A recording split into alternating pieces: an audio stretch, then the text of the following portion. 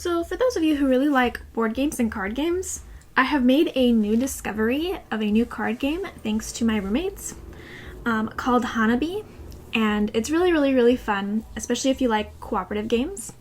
It's pretty cheap as well. It's not one of those, $50 board games that is kind of an investment. I think it's like $12 or something like that on Amazon. And I can link it below for you guys if you're interested in looking at it. But it's really cool. It's a cooperative game, and it's about playing cards in a certain order to build your fireworks show, which interestingly enough, I did look up what Hanabi means, and it's the Japanese word for fireworks, or strictly like a word-to-word translation, it's fire flowers, which I think is super cool. But anyways, so you're making this fireworks show with your cards, and you have to play them in a certain order in order to be able to play them and be able to use them and win. But the interesting thing is that you cannot see any of your own cards. Your teammates or your other players see your cards and you can see their cards, and you have to give hints to each other in order to figure out which card you're supposed to play and when. And it's really fun. It's pretty addicting. The first time after my roommates bought it and we played it for like 4 hours straight. We just kept getting pretty close but not 100% finishing. So it's really fun trying to figure out how to hint without being able to actually officially tell them play this card or play that card. So if you're into cooperative games or into card games, and have some people that you think would be fun to play with, I would really recommend this as a game. It's super fun, and it's the actual rules of the game and how to play the game is super simple. It's just hard because you don't know what you have, and you have to hope that your teammates can give you good enough hints that you'll know what to play and when to play them. So if you guys end up trying it at all, I would love to hear if you guys have fun and if you like it. Alright, I guess let's go ahead and get started with today's class. Welcome back, Fantasy Fiction Fanatics. It's great to see you again, and I hope you're doing well. Before we get into today's class, which I have a whole bunch to talk about, and I'm super excited for it, but before we get into all that information, I just want to go ahead and give a little shout out to the fact that I was asked to be a guest on another YouTube channel called Grade E Meet, and it is a brand new YouTube channel, only has a couple of videos up, so it was super nice that Val from Grade E Meet asked me to be their very first guest star on one of their very first videos up. And they go ahead, Val and Vampy, who are the hosts, go and watch different movies, usually older movies, and film their reactions, film them watching it, film them talking through the movie and their opinions and all that. And then at the end of the movie, they go ahead and do a general discussion about what they thought, their feelings, and they give the movie or whatever kind of film project they're watching a grade or a rating based on the MEET scale, which is an A through E rating, and they compare it to some kind of meat that they think it is equivalent of, some kind of meat meal or something. So it's super fun, and it was so nice that I was asked to join them for their video on Ladyhawke, which is a fantasy film. So I had a super fun time with them. Thank you so much for inviting me. I'll go ahead and leave the link to that video down below for any of you who are interested in seeing our thoughts and opinions on Ladyhawke. And hopefully you will find another channel that you enjoy if you go ahead and check out a couple of the other things that they've got up. They do have tons of plans for things upcoming and for moving forward with their channel, so hopefully you will enjoy what you see if you go ahead and check them out. And again, that link will be in the description below if you're interested in looking at it and seeing what they have to offer over there. Now let's go ahead and get started with today's class, which you might be a little bit confused on in the fact that you can already tell that this is not going to be a Belgariad class or a World of the Lupi class, which is supposed to be the two book series that I'm currently covering on the channel. And that is because I have only done one World of the Lupi video, and I was then commissioned by a subscriber. Thank you so much for this commission and for supporting me. to do a different series instead. And I just figured, since we only did one class on World of the Lupi, that we weren't so far in that it would take a while for me to be able to transition if we did the whole book, or all 3 of the books that I was planning on originally starting with. And so it was just really the best way for this commission, in order to just back out from World of the Lupi and do this commission first, and then we will go back to World of the Lupi afterward. So sorry if you guys were excited or looking forward to World of the Lupi, and I will cover it after we cover this series, which is going to be 2 books out right now, and the 3rd one will be coming out next year. So that one might not happen right away, which is just fine. We can go ahead and mix that in whenever it comes out. But thank you again to the subscriber who commissioned this series for me. And today we are going to be talking about Gideon the Ninth, which I believe is, the author's name is Tamsyn Muir, I think is how it's pronounced. I hope that's how it's pronounced. And it is the Locked Tome trilogy. So I'm super excited for this for multiple reasons, and bear with me, since this was a commission. This was not a book that I have previously read, so that's going to be something that's brand new for me, is covering in depth on a series that I haven't read before or have any notion of what's going to happen. So what I talk about in these 5 chapters is I honestly only know what happens in these 5 chapters. I didn't read further, so that way I didn't confuse myself on where I was at in the book. So I'm going to be reading it right alongside you guys, for those of you who are reading it for the first time. Those of you who have already read it, hopefully I still give some good details and catch on to some good things for you, despite not having read it previously, and kind of having a little bit more to gauge on what is important and what is not, based on a prior experience with the story. So hopefully I can do a good job and do this series justice. Also, I have been told, and I have, based on the first 5 chapters, seen a little bit of this, and the fact that it has some sci-fi in it. Before I took this commission, I did do a little bit of research, and it does look like it has more fantasy than sci-fi in a lot of ways. So that is why I felt like that still fit for this channel, because it is still a lot of fantasy versus sci-fi, even though there is those sci-fi elements in there. But I will admit right off the bat that I do not read a lot of sci-fi. I mostly read fantasy as my genre of what I really love and enjoy reading. So I am not overly familiar with the sci-fi genre and the tropes and the elements that are usually in a sci-fi story.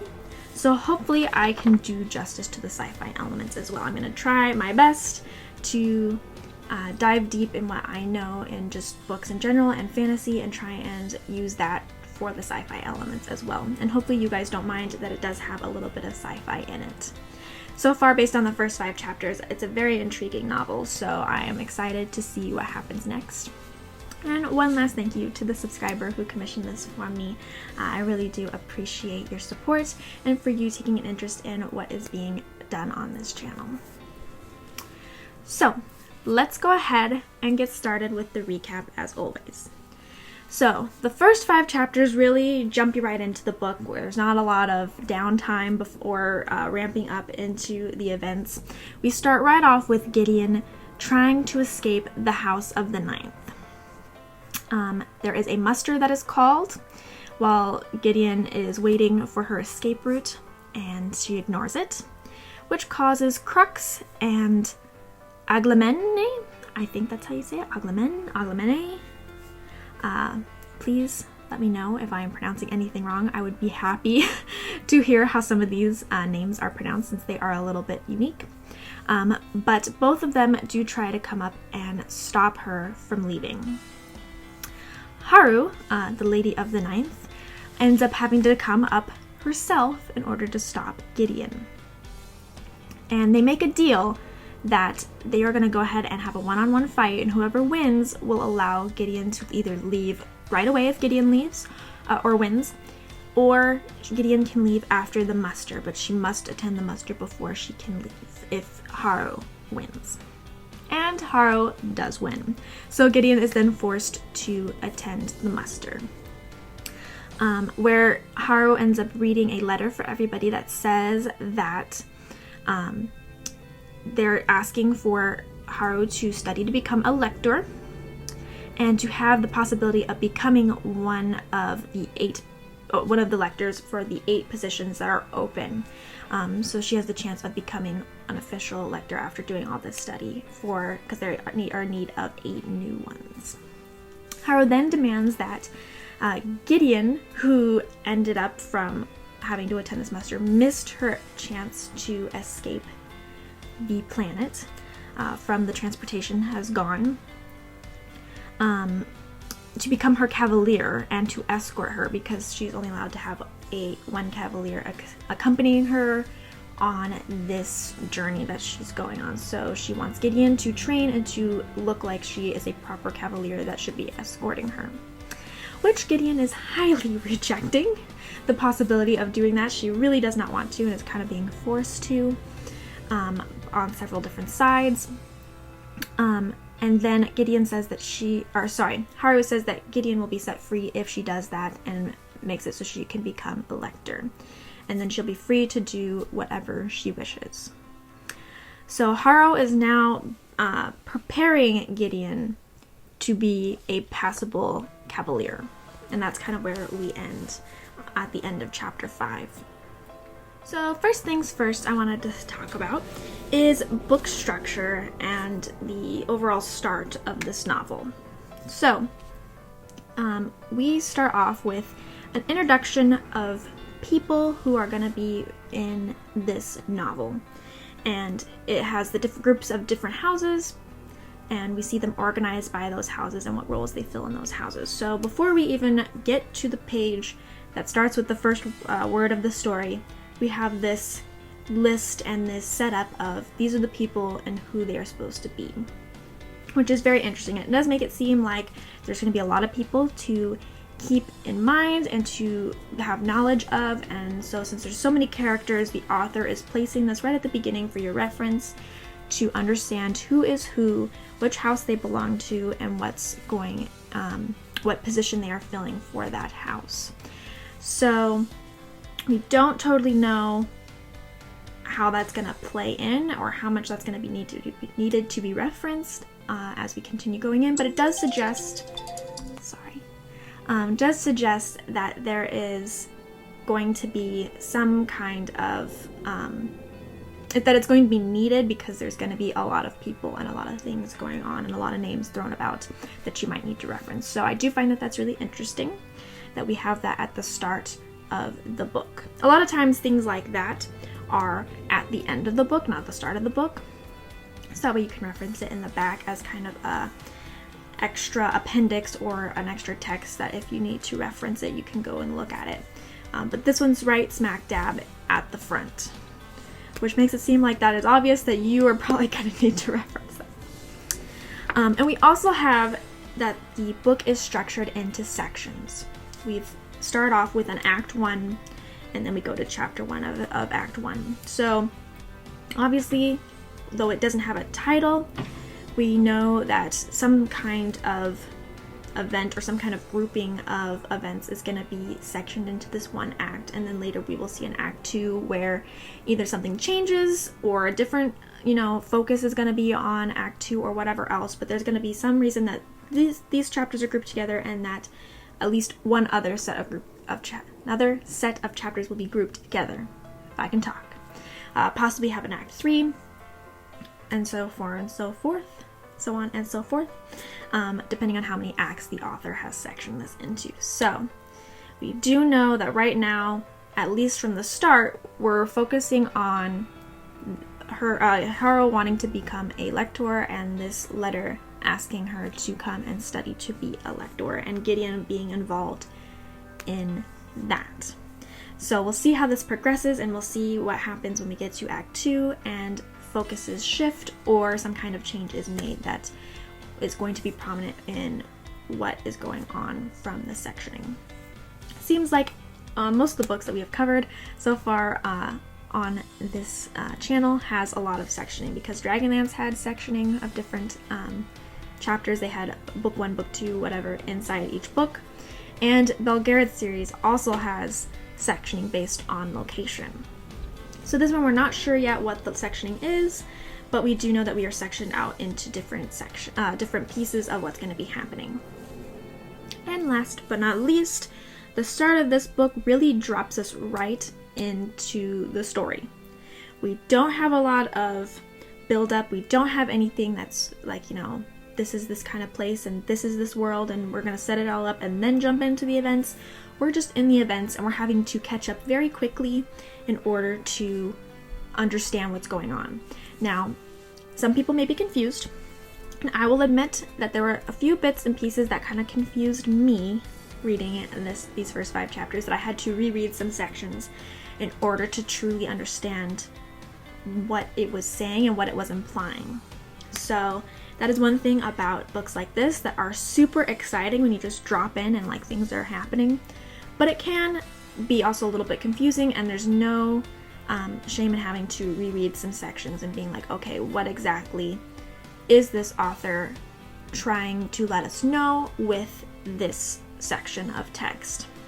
Especially when there's words and things that are in there that you don't know because this is a world that we don't live in. There's unique terms and unique focuses on what things are and how society works that we're not clued in on yet, which kind of adds to the confusion when you're just dropped in. So don't be ashamed if you have to kind of reread a little bit or a little confused at first, whatever else. It does smooth out. And for me, after I read it, you know, especially the letter was the thing I had the most confusion on, is I didn't totally understand what the letter was asking. But I read it about 3 times, that section, the italicized letter. And especially after I got to the end of chapter 5, it really made more sense what was happening with that letter. So if any of you are also confused by the first read, do not panic. It does, once you get a little bit further in, even a couple extra chapters, does help you look back on it and clarify, like, oh, okay, this is where we're going and this is what it was meaning. So I totally understand if you're a little bit confused, but it will go ahead and shape up nicely for you, and you should be able to move forward in the text even if it is a little bit confusing right away.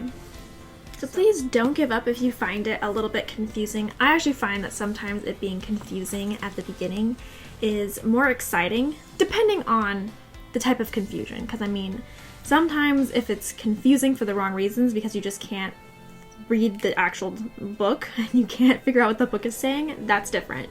But events being confusing and turns being confusing can be kind of exciting at the beginning because you're experiencing something new and you're like, oh man, it's more of the mystery of like, what does this actually mean and what's actually happening and where are we going from here? So hopefully it will be exciting for you to try and see what comes next and where this book is going to be taking you.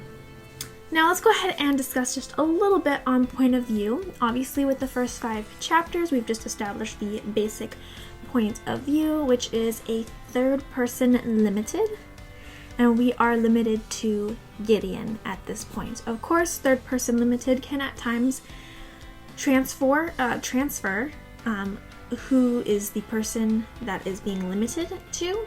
Sometimes there can be 2 or 3 characters in total that, you know, the author jumps the narrator between. But at this point, it looks like we're just going to be following Gideon around and seeing what she's thinking and what she's feeling a little bit from the narrator, but not anybody else. That's going to be mostly just talking as a 3rd person narrator, discussing Gideon's thoughts and feelings towards everything around her. So 3rd person limited, I think, is super nice when the narrator is really close to the character and it's almost as if the narrator and the character are the same, even though they're not quite. And this one has quite a bit of closeness to the character, but you can still feel a little bit of the narration there. So it's not quite all up as in Gideon is talking herself. It's just 3rd person, but it's really Gideon. There is a little bit of a narrator block in between the character and the narrator. So we can tell that we are being told this story about Gideon and what's happening, and the narrator knows what she's thinking and feeling and what she's doing and why she's doing those things, but she isn't quite close enough to actually, become the character in many ways, if you understand what I mean by that. Please let me know down below if you find any of that confusing, or you're not quite sure what I mean by having that separation between character and narrator. I'd be more than happy to explain it a little bit further. And then let's go ahead and talk about Gideon. So Gideon, obviously being our main character, she's going to be the person that we hopefully know really well, and that we're going to be spending a lot of time with her, seeing her adventure, and getting to know her. So she's very, very important in the scheme of things, because she is going to be what we see and how we see it, from the narrator explaining to us what Gideon sees and how Gideon sees those things. So far, Gideon is a very snarky and rebellious person. From the little bit of history we've gotten about her and the fact that she has been in this house since she was born, it's pretty amazing that she has grown up to be quite so against the house. Not saying that that's impossible or anything like that, but it is a little bit surprising that she spent all her time here, and yet she just totally rejects everything about this place and the people in this place. And everything that it means to live in this place. And she's very open and very honest about her thoughts and her feelings. She is very, very snarky, very, very rebellious, completely rejects everything that the House of Nine means and stands for at this point. She's very strong-minded, she's very forward, she is not afraid of anything, even the thought of being punished or anything like that, and the fact that we have established that she is owned in many ways. She's indentured, not a slave, but she is indentured in the fact that she doesn't have any freedom to just go off planet if she really wants to. She has to get permission to do so. And so, despite her being more of a low-class person, she is very forward, very unfiltered in her responses, and very strong-minded, very, very strong personality right off the gate. We really understand that she knows who she is, she knows what she wants, and she's not afraid to speak her mind and speak the way she feels. She apparently has been trying to escape the Ninth since she was 4. 4 years old, she decided, I'm out, see you later, and is trying to get away, and has not, unfortunately, been able to do so at this point. So it's going to be very, very interesting to see how this progresses, especially with the fact that she has hated this place for so long. And we haven't spent enough time, or at least I don't feel like I've spent enough time with the Ninth and the people in the Ninth to totally understand why she hates it so much. We can tell that it's not really a super happy place. We can tell that there are some major problems going on around here, but we don't really understand why she hates it so much and how terrible things really are at this place that would make it that even when she's at 4 years old, that she would try to escape and to get away from this place. And really that's all she wants at this point, is just freedom from the Ninth. She doesn't care how she gets it or where she goes. She just wants to experience something that's not the Ninth. I don't know at this point if she's going to get that. She's been made promises several times already in this particular set of chapters that she will be able to go, and it has not worked out in her favor. So whether she will actually get her freedom or not is going to be something that we'll have to see as we continue moving forward with this book. For all of us, we'll have to see how she moves forward. And absolutely hates Harrow, the lady of the house, and the person who's supposed to be giving her orders, She truly, truly hates Haru at this point. Wants nothing to do with her, would be happy if she never saw her ever again. And it seems like Haru deserves it in many ways. So Haru has not been nice to her. There are a lot of mentions of things that she's done to her when she's in trouble from trying to escape, and the punishments that she gives to her. We see that Haru is very manipulative. She is very cunning, doing everything she can to make Gideon's life miserable. She does have some mentions of like there being a reason behind it that Gideon just doesn't understand, but she also doesn't try to explain anything. It's just these subtle hints of comments that she has made.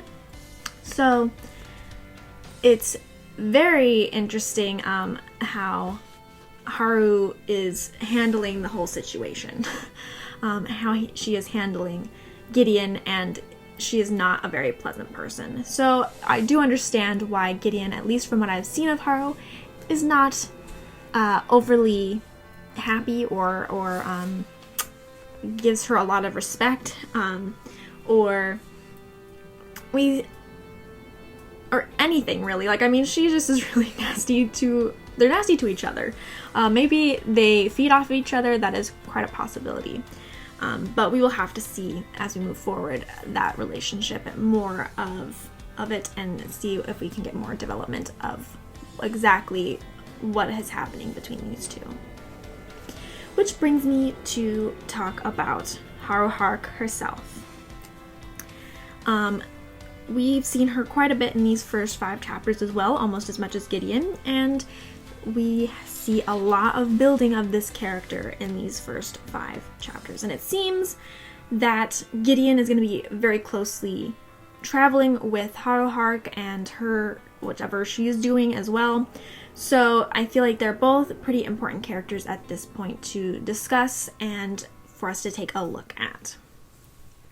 So Harrowhark is the leader and lady of the House of the Ninth.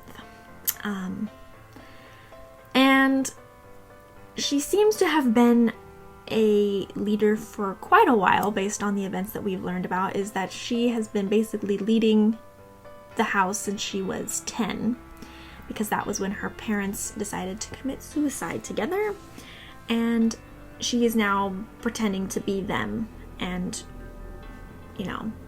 mummified their corpses and are making them into puppets, so that way it seems like they are alive.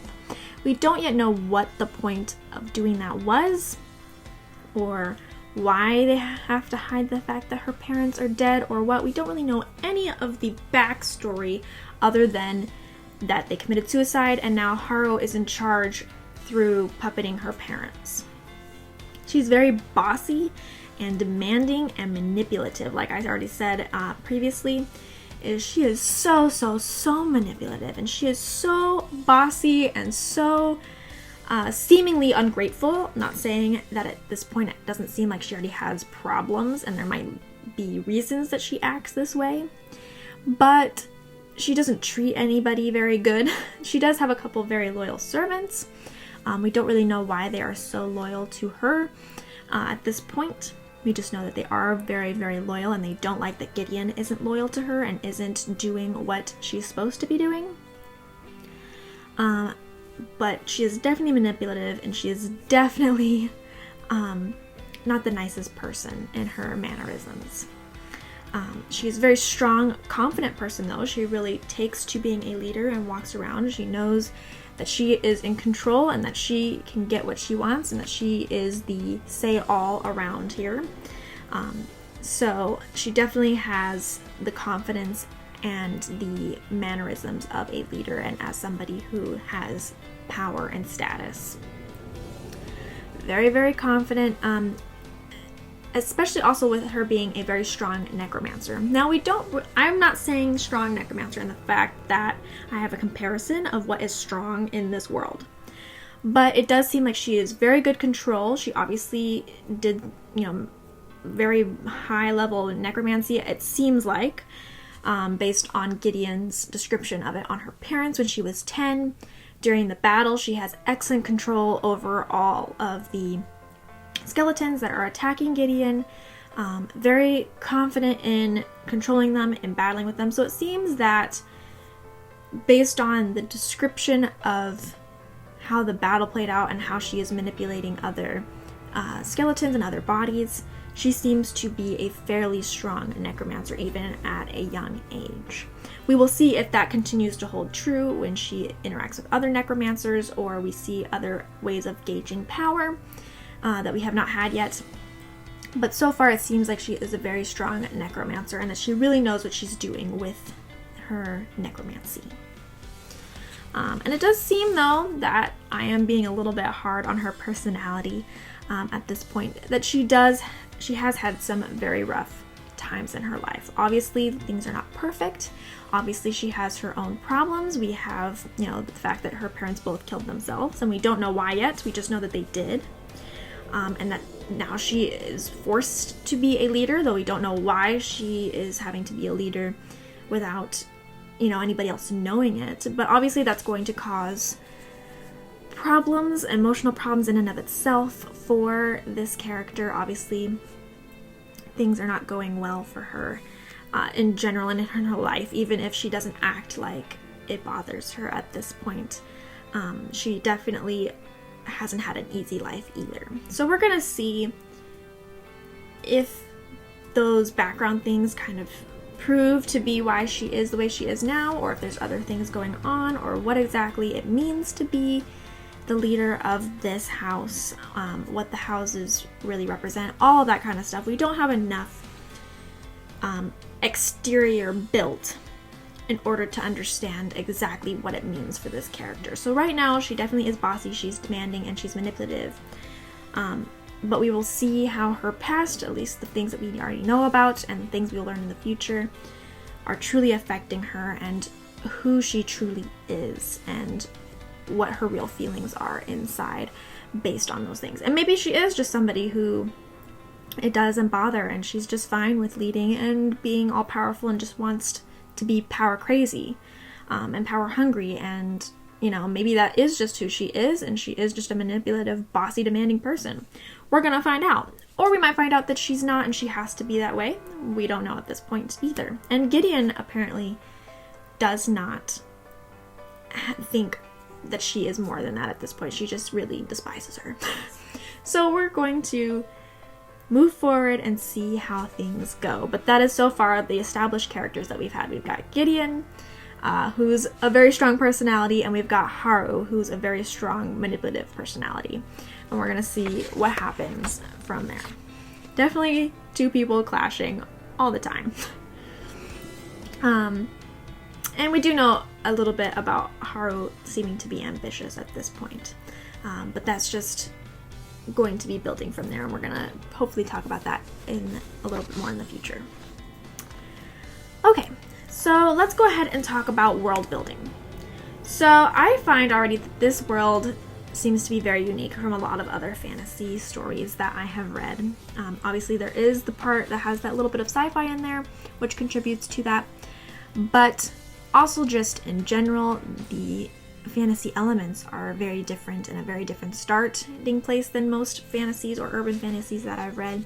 So I'm already really intrigued by this world and wanting to know more about it. First, we have the ninth. Obviously, there are 9 houses. We already know that based on the structure of the different houses that we got at the beginning. And we had that little poem at the beginning that was super interesting, that talked about each number, and I'm assuming that relates to the houses. But the house has been run by an inexperienced child for several years. So we've established that Haru took over at 10 years old. So obviously, I'm not saying that she can't have had any grooming or any kind of teaching from her parents of this is how you run the House of the Ninth, but it's unlikely that she would have had enough to truly be able to take over at 10 years old. So we've learned, especially from Haru, that not only has she been secretly running it and having to do this all without apparent help, in the fact that nobody knows that she's the one running it. They think that her parents are still alive. But also just that she's mentioned that they are weak and don't want anybody else to know that they're weak. So we don't really know what a full strength house looks like. We don't really know even what the House of the Ninth really does and means at this point. We don't know enough about that world building, but we do understand that this house is at a low point and that things are not going well as they should be. Hopefully we will learn more about this, but we do understand that there are 9 houses and that right now the 9th is not in a good place. And that Harrow is doing her best to keep it looking like she is in top form. We don't know what will happen if they find out that they're not in top form or what exactly that means. We do know that there are things like nuns and monks and stuff like that, so it is some kind of religious aspect to it. And we do know that obviously there is necromancy and there is the dead around. But that's all we know at this point for the 9th. But definitely interesting. We're definitely starting on a place that is not all fun and games. It's a place that obviously deals a lot with death and has mummified fake leaders. So very, very interesting start. Which also leads us to the fact that this world has now shown us that it involves necromancy. And that is a big part, at least, of this particular location. It runs the place that we are currently in. We have skeletons that work in the fields instead of people. We see that there's skeletons and they're the ones doing the hard labor, and that they are then called in when there's a meeting, and the skeletons also are a big part of the society. The dead is part of the society. Harrow's parents are corpse puppets that are made through the necromancy that Harrow had. We don't know if anybody else has necromancy at this point. It hasn't been pointed out to us that anybody else specifically can use it. I'm assuming that other people can use it, since it's unlikely, though not impossible, but unlikely, that Harrow is controlling every single skeleton in the whole entire place. And we do know, based on that meeting, that there was a couple other live beings there. It's not just skeletons and the couple people that we know. There are more people that we haven't met yet. Especially all the nuns that are mentioned occasionally. So we do understand that there are other people. We just don't know exactly what their role is or what the society looks like at this point. But necromancy is a huge, huge central point of ability for it. And so, yeah, some of the abilities of others and anything else that might be happening, we don't know. We don't know if that's the only ability at this point. But at least here, necromancy is very, very important and is kind of central to their lifestyle. We do understand that this is not the only world and that there seems to be other planets, because we have mentioned that going off planet and of a space station. So we know that there are multiple planets in this world that can be traveled between. We know that there is a space station that exists. We have heard a little bit that the space station might be for criminals. We don't know too much about that, but we have mentioned a little bit of some kind of criminal place from Gideon. We know that there are shuttles that can be scheduled to pick up people from the planet and take them off planet. Unfortunately, Gideon missed hers. But those are really the only ways off the planet, are these scheduled pickups. So there is some technology based on the fact that they can travel between planets, getting on and off the planet and all that. But we know that there are also a lot of non-technology elements in the fact that Gideon fights with a sword and they have a sword master, and swords are going to seem like they're going to be the common weapon versus guns or other kind of electronic or technical type weapons. It's not like they're fighting with, they have space stations, but they're not fighting with, bioengineered weaponry or just even standard weapons that we have today, like guns and tasers and those kinds of things. They're fighting with traditional swords. And we don't know if there are those kind of weapons at the same time in this universe, but at this moment we do see that at least in this place, that they don't have that kind of technology. And the fact that they don't even really have paper. Gideon talks about how paper is such a rare commodity. It's not something that they can just throw away and use, that it's a very, very rare thing to see and to be able to use and to write on. So kind of a real mix, a real up in the air about what we're going to get in the future and what this place really is. We do see some really important, poignant things starting to shape this world and letting us know what kind of place this is and what kind of place is going to dictate what kind of things can happen in this world and in the other planets and such like that. Whew. Okay, so those were all the main things that I wanted to discuss. Please let me know if you think I missed anything or if you want me to clarify anything that I have mentioned. I'd always love to hear from you down below and know your thoughts and feelings. Let's go ahead and get into the nitty gritty. And I have 3 different things I want to point out that I think, at least for me at this point, I feel like we should look at or be aware of with moving forward. First, I have this question of what will happen to the 9th when Haru leaves to become this lector and she's not there to puppet her parents anymore. Like, I feel like that's totally gone over people's heads of like, this should be a matter of like, your secret's gonna be blown. Not everybody, it's already been made clear that not everybody knows in this community that they are puppets. She's making it look as best she can like they are still alive and that she's not puppeting them and that she is just making up excuses for why they're acting so bizarre. So what's gonna happen when she leaves and nobody ever sees them again? Like, who's gonna be running the place? Who's going to be controlling them? And is the secret gonna be out for everybody to know?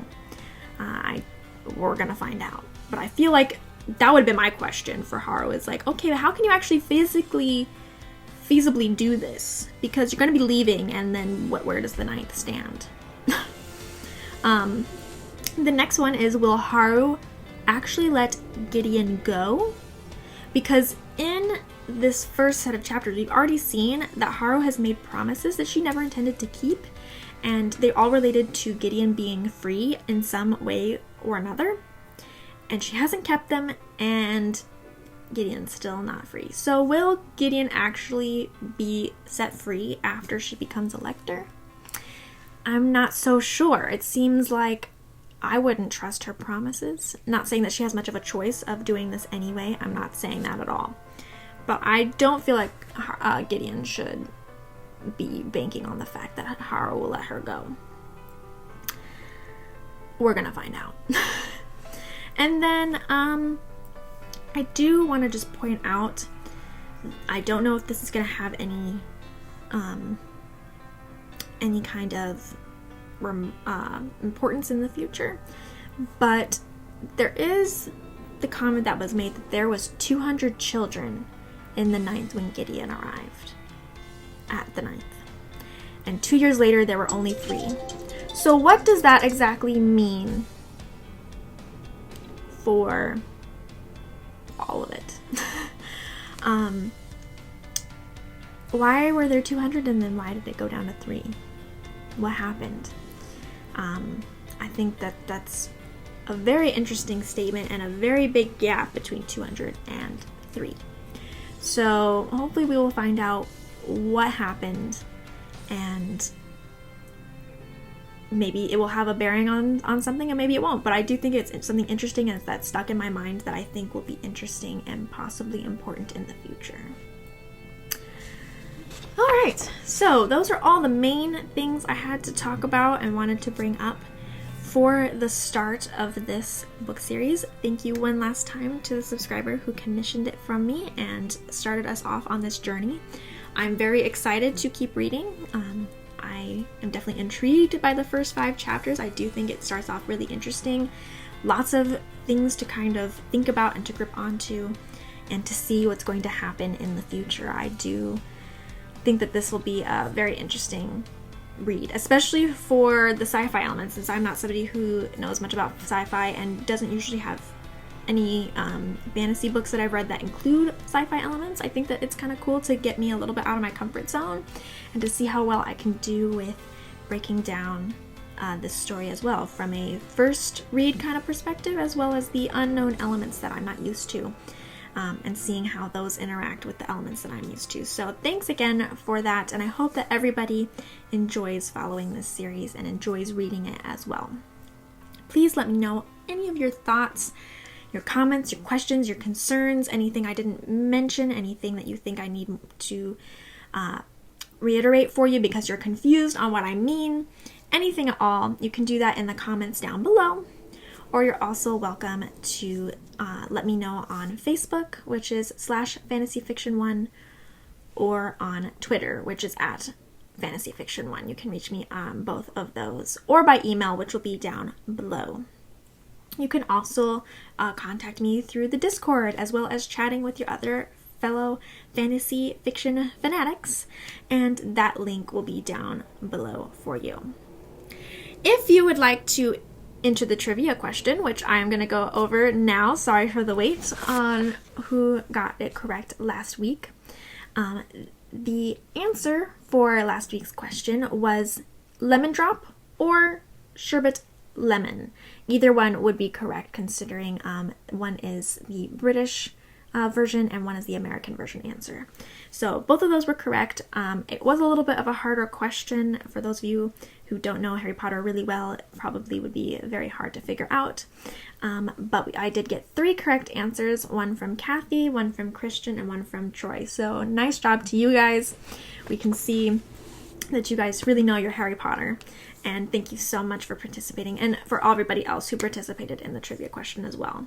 If you would like to join the trivia question or to see any of my other content that I have over on my blog for book reviews, book recommendations, me just talking about different fantasy things and what I feel and my thoughts and opinions on them, all that kind of stuff, you can go ahead and do that on my blog, which is fantasyfictionfanatics.net. So hopefully you will go ahead and check that out if you want some more content from me that is not here on this channel. Go ahead and read the next 5 chapters for Gideon the Ninth for our next set of discussions on it. So hopefully you guys are enjoying this first one and that you will follow along with the next set to come. And I will see you guys next time. Bye!